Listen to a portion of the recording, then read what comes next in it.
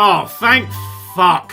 Anyway, this week, Pokemon fans worldwide braced for the bloodbath that would be Sword and Shield's reviews. Following the removal of over half the Pokedex, the ejection of long-standing moves, reused graphics and animations, the fact that sound options are locked behind a random NPC for some fucking reason, and the wild area being about as visually compelling as watching someone running a marathon in Daggerfall, everyone was sharing the popcorn and waiting for the 1 out of 10 reviews to come pouring in.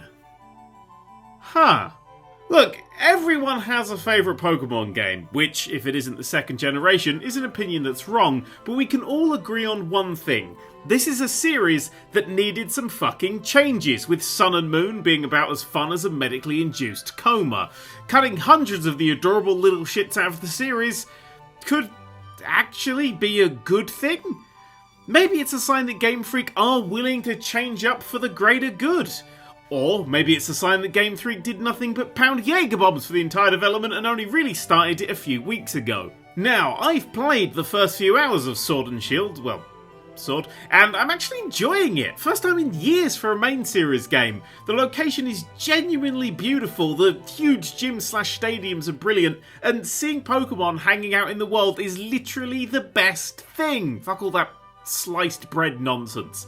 And I'll admit, I'm a casual player, and if you're into the competitive scene or have been moving Pokemon across generations for years, then you're shit out of luck. This isn't a game that's been made for you. And I don't think it ever will be again. This series now has more bloat than me after a 3 AM cheese binge, and I think the best thing Game Freak can do now is have a complimentary Pokemon Stadium type game with all the little shits and a focus on competitive play. Well, that or finally getting around to making Pokemon Snap 2 to distract us, like keys jangling in front of a particularly stupid baby. Speaking of particularly stupid babies, Call of Duty Mobile was downloaded 148 million times in its launch month alone, making it the second most downloaded game in its launch month ever, which probably means something if you're one of the developers' mums.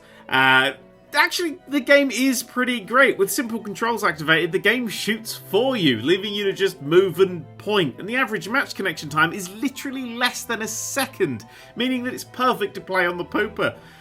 Just don't leave your mic on after Vindaloo night. I am genuinely sorry for everyone that had to hear that.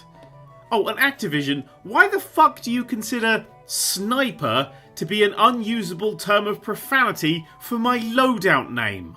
Long Range Whoops Man doesn't have the same ring to it. Doctor Who and The Edge of Time launched this week for VR, and I've gotta say, it's fucking evil.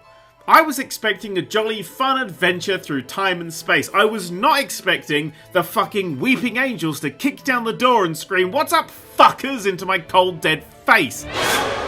The developers gave me a really super early copy of this game, and after I never got around to playing it due to being very sick, I assume they reprogrammed the entire game to hate me. If you love everyone's favourite time traveller, alien worlds, and shitting yourself with just shy of $1,000 of equipment strapped to your face, then this is the game for you. Fucking Zachtronics are at it again with the surprise announcement and even more surprising release of Molek-Syntez, a game that mixes Opus Magnum with Romania. This time around, you're creating drugs via manipulating molecules and hating the concept of diagonals. It's fun if you're that way inclined, which I very much am. Age of Empire 4 is a thing! A very, very pretty thing, with lots of little men all thrusting angrily, brandishing massive weapons, and sweating, and... Sorry, was I saying something? Look forward to using religion to convert a wall to your side sometime in the next few years. And finally, next week, Google Stadia launches with a breathtaking one exclusive game for it. The service, which nobody on God's green earth cares about, is doomed to fail.